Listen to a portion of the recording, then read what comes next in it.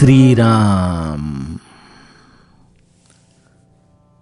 आपल्या सर्वांच्या हृदयस्थ वसणाऱ्या आत्मारामास साष्टांग प्रणिपात करून गोस्वामी तुलसीदास रचित श्री रामचरितमानस या ग्रंथातील जो द्वितीय सोपान अयोध्याकांड याचं आपण चिंतन करत आहोत. सज्जन हो, हे आपलाच कथा चिंतन क्रमांक 641. आपण गेल्या चिंतन प्रवाहामध्ये भरतजींच्या अंतःकरणाला होणारी वेदना आणि त्याचं कारण काय आहे, तर प्रभू रामचंद्र या वनामध्ये आपली पत्नी आणि आपले धाकटे बंधू यांच्या सोबत अनवाणी पायाने फिरतायत. त्यांना अनंत प्रकारच्या यातना सहन कराव्या लागतात. प्रभू रामचंद्रांचं वनागमन, त्याचबरोबर अयोध्येमध्ये घडलेल्या अनेक घटना भरतजी आपल्या स्मृतीमध्ये अभ्यासतायत. अयोध्या नरेश राजा दशरथ प्रभू रामचंद्रांच्या विरहामध्ये आपला देह त्यागतायत. आपल्या सर्व माता वैधव्याचा हा वेश धारण करतायत, ज्याला पाहत असताना प्रत्येक अयोध्यावासियाच्या मनामध्ये एक भीती निर्माण होती, एक व्याकुळता निर्माण होतीये. अनेक घटना घडतायत, तरी देखील हा भरत एखाद्या पाषाणासारखा या सर्व घटनांकडे पाहत राहतोय. वाटेमध्ये निषाद राजाच्या रूपाने प्रेम म्हणजे काय असतं, समर्पण म्हणजे काय असतं, याचं जणू काही एक चालतं बोलतं उदाहरण आपल्याला दिसतंय. तरी देखील आपल्या मनामध्ये प्रभू रामचंद्रांच्या विषयी तसं अतिशुद्ध प्रेम निर्माण होत नाही. आणि एवढं सगळं करूनही चित्रकूटवरती हा भरत येतोय. वाटेमध्ये सर्प आणि विंचू देखील मनामध्ये विचार करत असतील की आपण आपल्या मनातलं हे विष त्यागलेलं बरं, कारण आपल्यापेक्षा देखील विषारी भावना कोणामध्ये असू शकते. भरतजी आपल्या स्वतःला एक प्रकारे ताडण करतायत, आपल्याला अनंत प्रकारच्या या यातना देतायत, जेणेकरून प्रभू रामचंद्रांचं हे दुःख पाहून या भरताचा प्राण या शरीराचा त्याग करून जाईल. परंतु प्राण या शरीराला धरून राहतोय आणि त्यामुळं भरत स्वतःच्या विषयी विचार करताना म्हणतायत की कैकेयीच्या पुत्राशिवाय हे असं दैव दुस्सह दुःख इतर कोणाला करायला लावेल सहन. हा भरत कैकेयी पुत्र असल्यामुळंच त्याच्या वाटेला हे दुःख त्याला जिवंतपणे सहन करावं लागतंय. सज्जन हो, यातील पुढील कथाभाग गोस्वामीजी आजच्या चौपायांमधून गाऊ लागतात. सुनियति बिकल भरत बरबानी, आरती प्रीति विनय नयसानी, शोक मगन सब सभा खबारू, मनहु कमल बन परेउ तुसारू, कही अनेक विधि कथा पुरानी, भरत प्रबोधु कीन्ह मुनि ज्ञानी, बोले उचित बचन रघुनंदू, दिनकर कुल कैरव बनचंदू, तात जाय जिय करहु गलानी, ईस अधीन जीव गति जानी, तीनी काल त्रिभुवन मत मोरे, पुण्य सिलोक तात तरतो रे, उर आनत तुम पर कुटिलाई, जाई लोकु परलोकु नसाई, दोसुदेही जननी जड़तेई, जिन्ह गुर साधु सभा नहीं से, मिटियहि पाप प्रपंच सब अखिल मंगल भार। लोक सुजसु पर लोक सुखु, सुमिरत नाम तुम्हार सियावर। रामचंद्र प्रिय हो।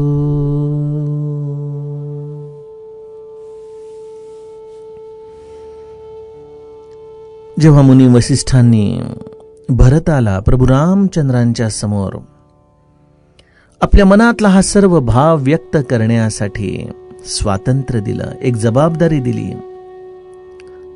कारण प्रभू रामचंद्र आणि मुनी वसिष्ठ या दोघांनीही सभेमध्येच वारंवार या गोष्टीचा दुजोरा दिलेला आहे की भरत जे सांगेल त्या पद्धतीने वागण्यामध्येच आपल्या सगळ्यांचं हित सामावलेलं आहे.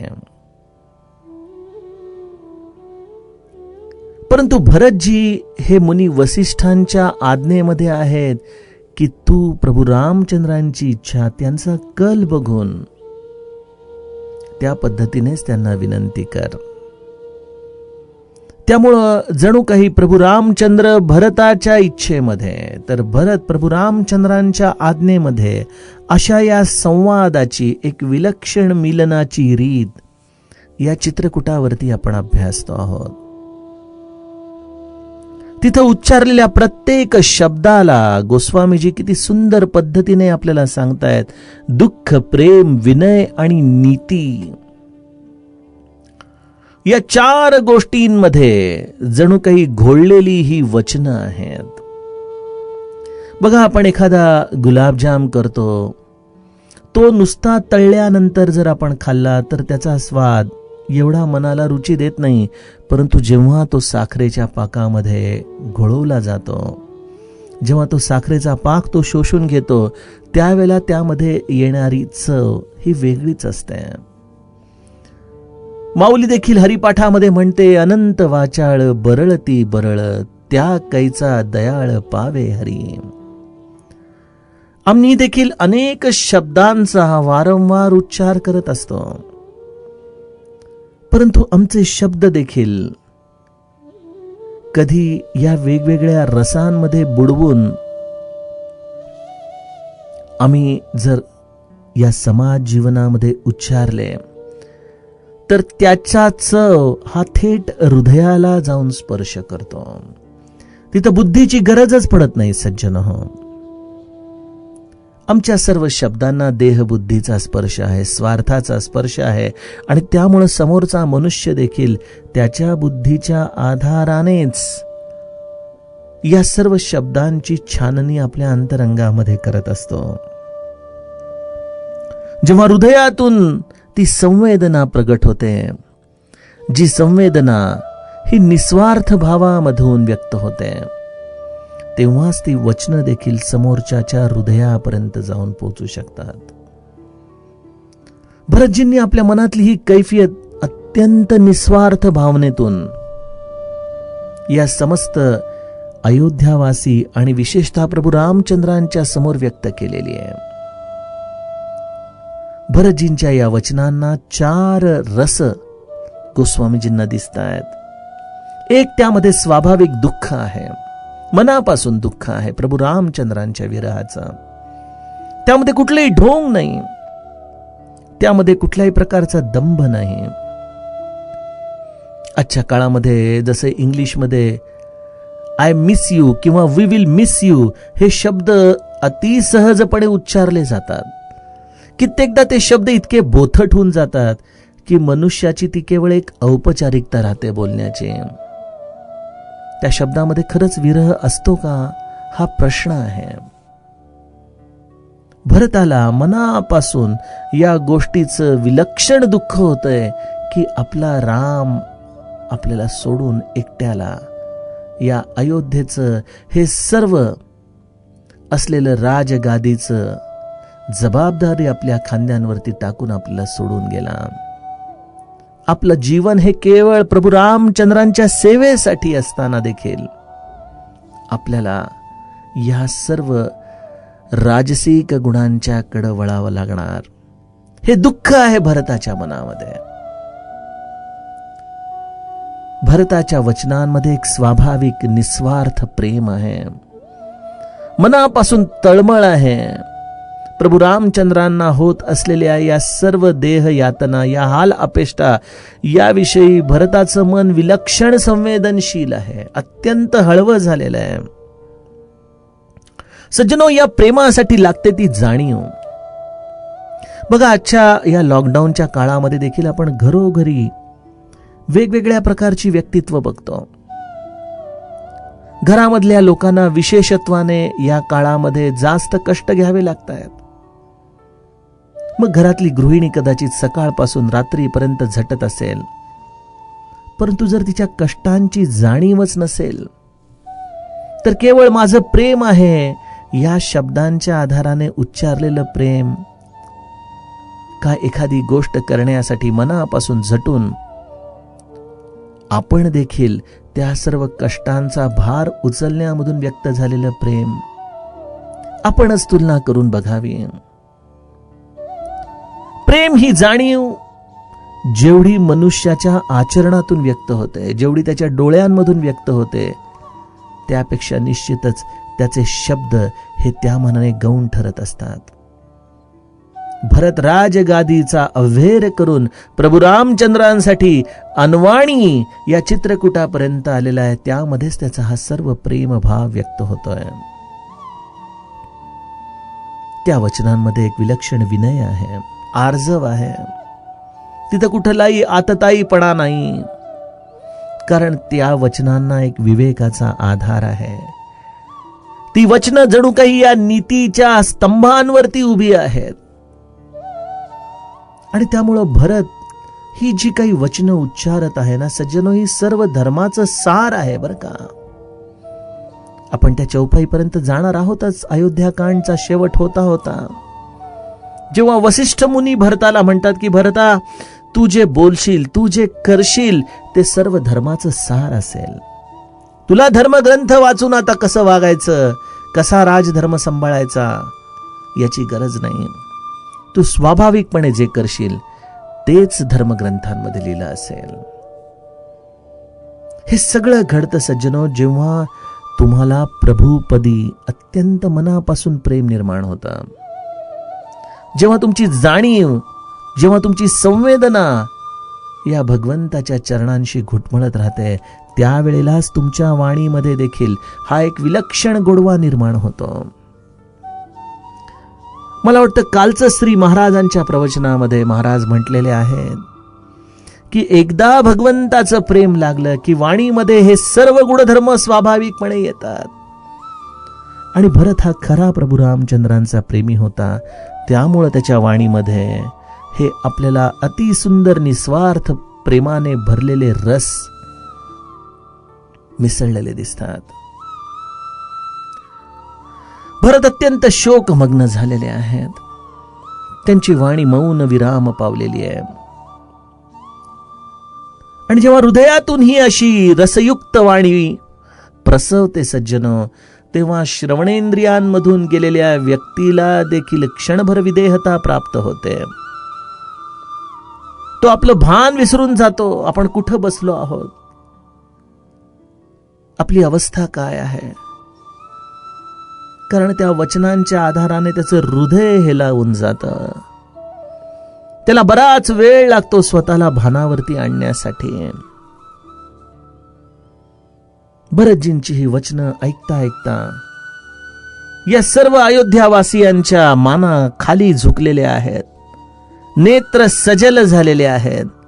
आणि गोस्वामीजींची काव्यदृष्टी या अयोध्यावासियांच्या झुकलेल्या मानांकडे पाहून काय म्हणते, मनहु कमल बन परेउ तुसारू.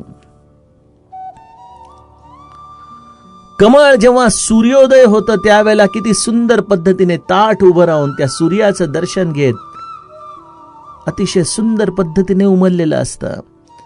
परंतु जेव्हा गारठा खूप असतो, सूर्य हा झाकलेला असतो, अशा वेळेला कमळ देखील असलं तरी ते दांडीवरती त्याची मान, ते फूल जणू काही पाण्याच्या दिशेने झुकून गेलेलं असतं, कोमजलेलं असतं.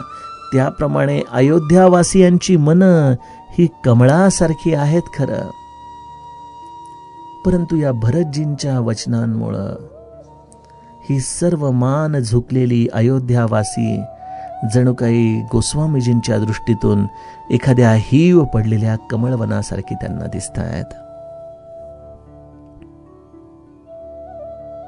जेव्हा सज्जनो समाज हा असा हतबल होतो ना, त्यावेळेला समाजाला दोनच व्यक्तित्व हे ऊर्जा प्रदान करू शकतात. एक गुरुतत्व आणि दुसरं भगवंताचं हे वचन. भगवद्गीतेमध्ये यदा यदा हि धर्मस्य ग्लानिर्भवति भारत, भगवंत अत्यंत प्रेमाने आपल्याला हे आश्वासन देतो. त्याचप्रमाणे भगवंत हे देखील म्हणतो की सर्व साधूंचं रक्षण करण्यासाठी या वेगवेगळ्या वेळेला मी पुन्हा पुन्हा अवतरण करतो. हे त्याच्या वेगवेगळ्या अवतारांची क्रिया हा एक भाग झाला, परंतु हेच तत्व या समाजामध्ये अंश रूपाने सद्गुरूच्या द्वारे, अत्यंत सुंदर ग्रंथांच्या द्वारे वारंवार या समाजाला चेतना देत असतं बरं का. हे देखील या भगवंताचं एक रूपच आहे. हा रामचरितमानस ग्रंथ आज जी आमच्या मनाला उभारी देतो, हे भगवंताचं वाङ्मयीन रूप नाही का हो? प्रत्येक संतांनी लिहिलेले त्याच्या आत्मानुभूतीचे ग्रंथ, ज्यावरती आपला विश्वास असेल, ज्यावरती आपली श्रद्धा असेल, त्याच्या वाचनाने, त्याच्या श्रवणाने, त्याच्या निदिध्यासनाने, त्याच्या चिंतनाने आपल्या मनाला जी उभारी मिळते, मला सांगा, त्या भगवंताचंच हे अवतरण नाही का? लॉकडाऊन सुरू झाल्यानंतर आपल्या या रामचरितमानसच्या अनेक श्रोत्यांनी सुंदरकांड पाठाचा संकल्प केला आणि बघता बघता हजारोंच्या संख्येने या सुंदरकांडाचे पाठ झाले. जवळजवळ 15 ते 20 हजार पाठ एकत्रितपणे वेगवेगळ्या ठिकाणी लोकांनी केले आणि प्रत्येकाचं एकच म्हणणं होतं की मनाला खूप उभारी येते, खूप आनंद वाटतोय. मला वाटतं की मनुष्याला ऊर्जित अवस्था प्राप्त करण्यासाठी हनुमंतच त्यावेळेला ग्रंथ होऊन जातो.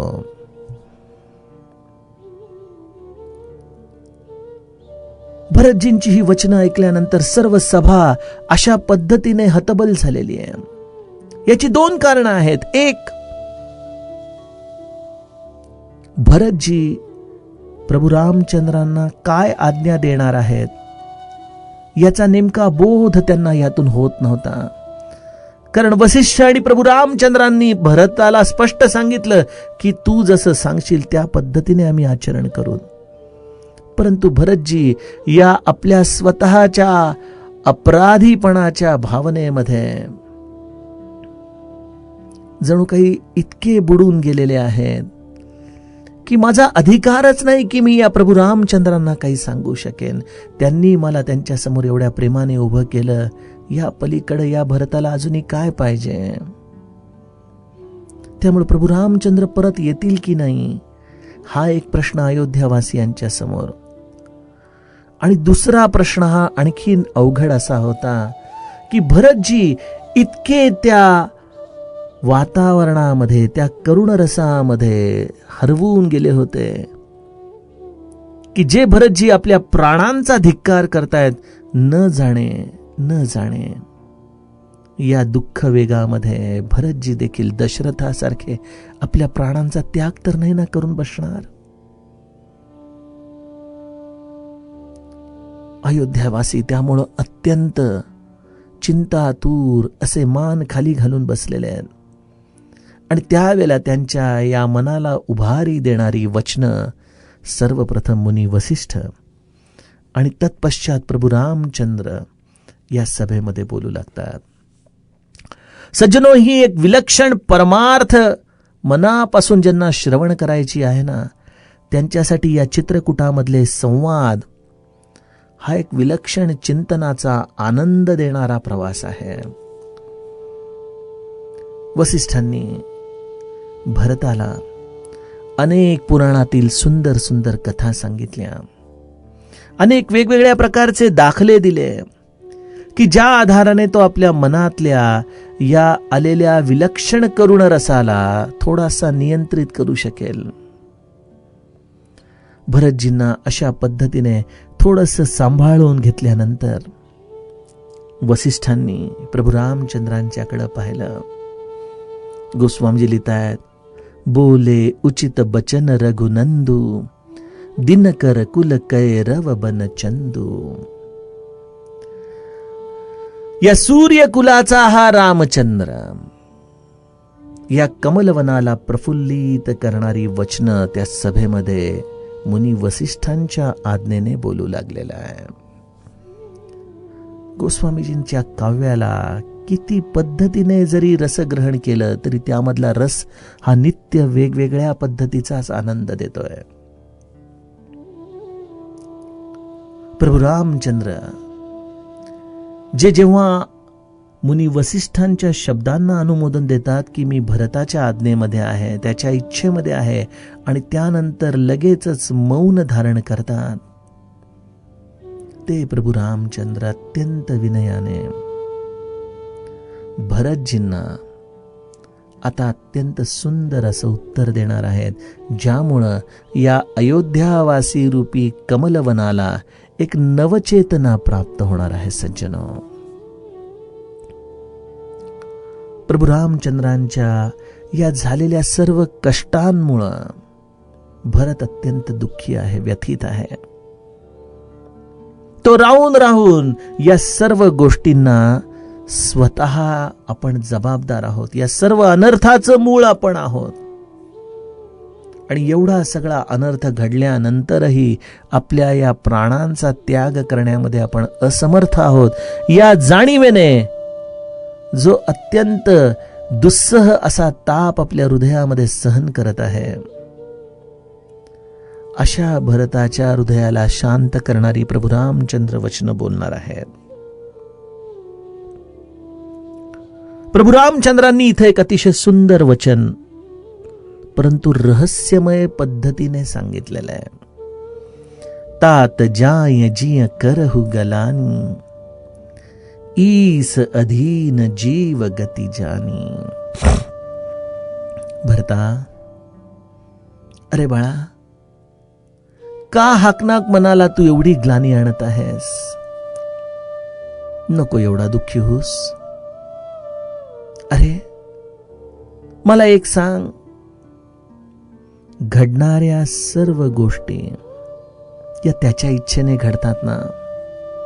हा जीव काही स्वतंत्र आहे का? या जीवाची सर्व गती ही ईश्वराच्या अधीन आहे. मया अध्यक्षेण प्रकृती सूयते सचराचरम, हे तुनानेन कौंतेय जगद्वी परिवर्तते.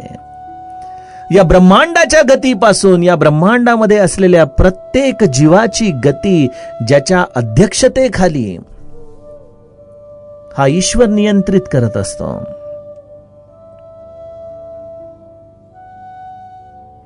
त्यामुळे या इतक्या घटना घडल्या, या ज्याच्या इच्छेने घडलेल्या आहेत,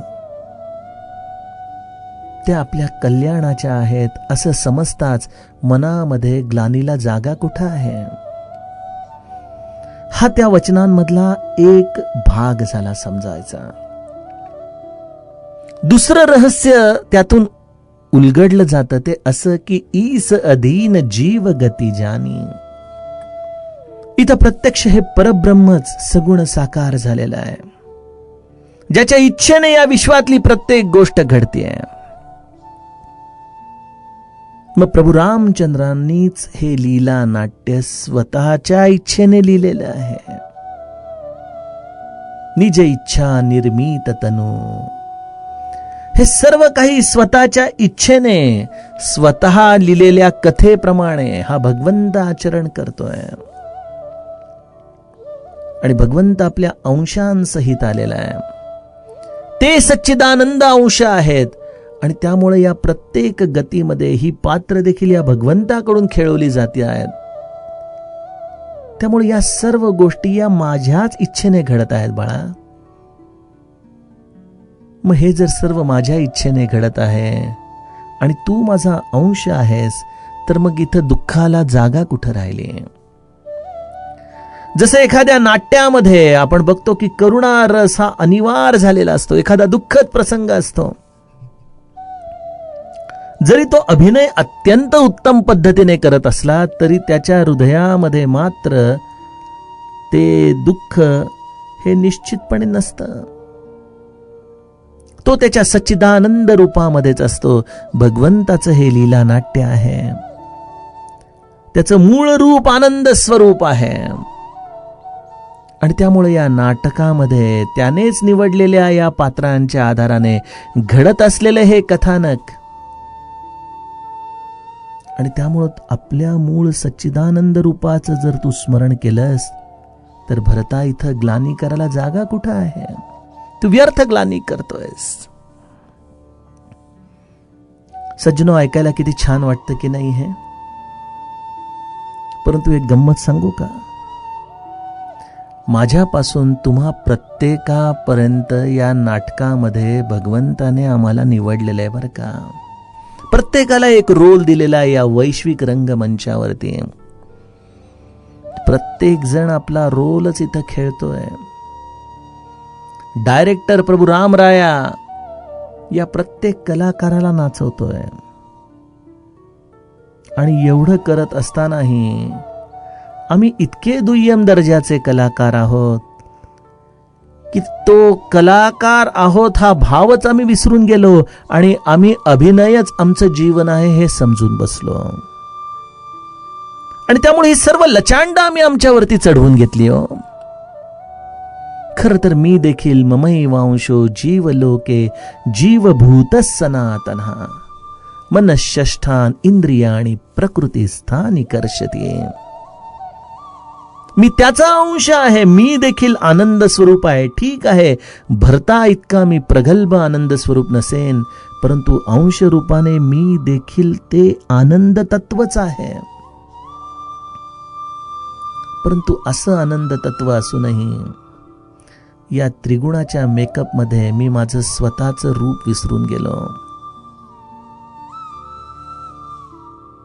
आणि त्यामुळे जीवनातल्या या वेगवेगळ्या प्रकारच्या लाटांमध्ये, प्रवाहांमध्ये मी देखील असाच गुंतून पडलेलो आहे. प्रभू रामचंद्र त्याला सांगतायत की हे सर्व काही माझ्या इच्छेने मी या लीला नाट्यामध्ये सादर करत आहे. त्यामुळं तू या सर्व गोष्टींची मनामध्ये ग्लानी नको ठेवूस बाळा. राहिला प्रश्न, तू जो स्वतःच्या मनामध्ये अखंड या अपराधीपणाचा भाव घेऊन जगत आहेस,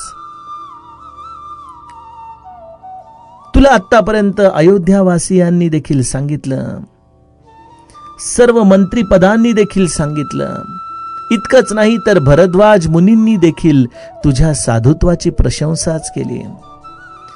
प्रयाग क्षेत्री देखील या त्रिवेणी संगमामध्ये साधू साधू असा हा उच्चारणाचा महामंत्र त्याची देखील तिथं गर्जना झाली. येताना चित्रकूट पर्वतावरती जे जे कोणी म्हणून तुला वनवासी आदिवासी दिसले, त्या प्रत्येकाने तुझ्यामधल्या या साधुत्वाचं दिव्य दर्शन घेऊन तुला मनोभावे नमस्कारच केला. मी तुला सांगतो की त्या प्रत्येकाच्या हृदयामध्ये बसून मी प्रभू राम, मीच तुझी प्रत्येक ठिकाणी ही मनस्वी आरती करत होतो की हा साधू आहे, हा साधू आहे, हा साधू आहे, हा माझा भरत आहे. भरता, तू माझा भाऊ आहेस म्हणून मी तुझं कौतुक करत नाही. तुझा जसा अत्यंत परमशुद्ध भाव होता माझ्याविषयी, त्याच परमशुद्ध भावनेतून भरता मी तुझ्याविषयी बोलतोय. ऐक, तिन्ही काल त्रिभुवन मत मोरे, पुण्य सिलोक तात तर तोरे. तिन्ही लोकांमध्ये, मग ते स्वर्ग, पाताळ किंवा पृथ्वी असो, आणि तिन्ही काळांमध्ये, मग ते भूत, भविष्य की वर्तमान असो, भरतासारखा पुण्य श्लोक आजपर्यंत झाला नाही आणि ह्याच्या पुढे देखील होणार नाही. हे माझं सत्य वचन मी या चित्रकूट पर्वतावरती समस्त साधू समाजाच्या समोर व्यक्त करतो की भरता, तुझ्यासारखा पुण्य श्लोक कोणी दुसरा सणूच शकत नाही. नको करूस मनामध्ये स्वतःच्या विषयी ही अवहेलना. आता या अश्रूंना पुन्हा पुन्हा त्या घटनांचं स्मरण करून नको वाहू देऊस बाळा. भरता, अरे कसं सांगू, तुझ्यावरती मनाने जरी कोणी, मनाने, वाचिक गोष्ट तर फार लांबची आहे, परंतु मनाने जरी कोणी कुटिलतेचा आरोप केला ना बाळा, तरी देखील त्या व्यक्तीचं या लोकामधलं आणि परलोकामधलं सर्व मिळवलेलं वैभव, सुयश, सर्व काही बिघडून जातं बघ. आणि तू सतत अखंड स्वतःला कैकई पुत्र या भावनेतून जो मनाला एक दाह निर्माण करतोयस, तुला अभिमान वाटला पाहिजेस, तू कैकईचा पुत्र आहे. तुझ्यावरती आणि कैकईच्या वरती जो कोणी म्हणून मानसिकरित्या जरी आरोप करेल, एक गोष्ट निश्चित आहे की त्याने आजपर्यंत कधी साधू सभेमध्ये सत्संगाचं सेवन केलेलं नाही. अरे भरता, तुझ्या नामस्मरणाने देखील, केवळ तुझं स्मरण मात्राने देखील जीव हा सर्व प्रकारच्या अज्ञानांमधून स्वतःला दूर करून, आपल्या अंतरंगातले सर्व अमंगलाचे समूह नष्ट करून या लोकामध्ये आणि परलोकामध्ये सुयश प्राप्त करेल. भरतजींचं प्रभू रामचंद्र एका विलक्षण उंचीवरून जे महात्म्य आपल्याला सांगत आहेत, सज्जनो, त्या महात्म्याचा विस्तार आपण प्रथमतः उद्याच्या कथाप्रवाहामध्ये बघू आणि तत्पश्चात पुढीलच्या उपायांचं चिंतन करूयात. जानकी जीवन स्मरण. जय जय राम.